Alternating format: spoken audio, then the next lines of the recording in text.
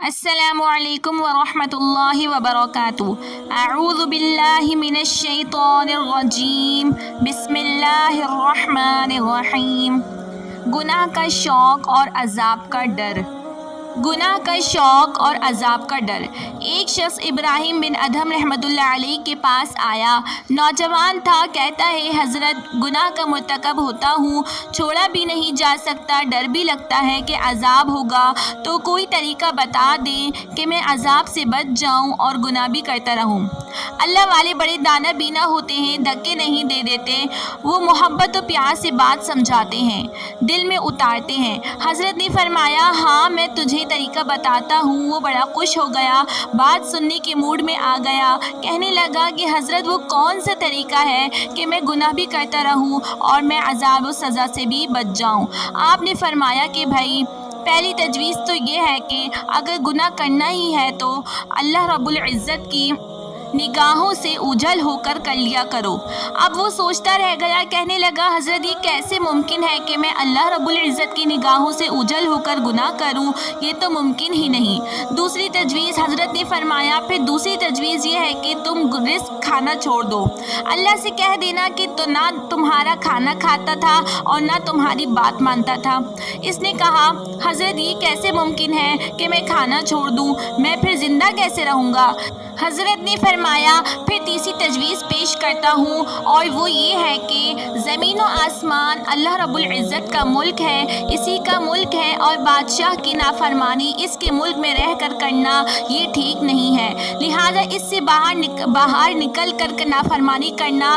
اللہ پاک بھی قرآن پاک میں عجیب اندازے سے فرماتے ہیں یا معشر الجن والانس ان استطعتم ان تنفذوا من اقطار السماوات والارض فانفذوا لا تنفذون الا بسلطان۔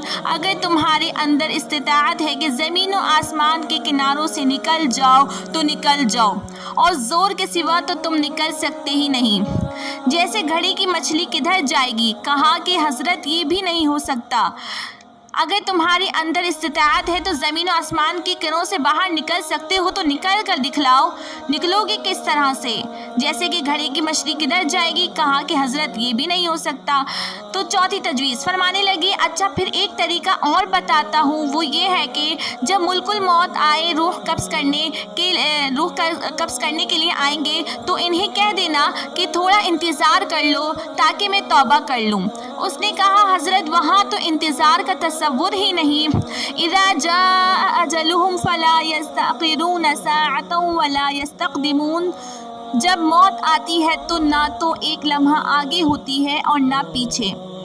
فرمایا ایک طریقہ اور بتاتا ہوں، وہ یہ ہے کہ جب قبر میں تم کو دفن کر دیا جائے اور اس وقت منکر نکیر آئیں تم سے سوال پوچھنے کے لیے، تم کہہ دینا کہ آج کل تو لوگ لکھ کر لگا دیتے ہیں نو ایڈمیشن وداؤٹ پرمیشن، تو تم بھی یہ کہہ دینا کہ بغیر اجازت کیوں آئے؟ اس نے کہا حضرت میں ان کو کیسے منع کر سکتا ہوں؟ فرمانے لگے اچھا بھائی ایک اور تدبیر بتاتا ہوں، وہ یہ ہے کہ جب قیامت کے دن تمہارے برے عملوں کو کھولا جائے گا اور پروردگار عالم فرشتوں کو حکم دیں گے کہ اس کو گھسیٹ کر تم جہنم میں ڈال دو، تو اس وقت تم ضد کر کے کھڑے ہو جانا کہ میں تو نہیں جاتا۔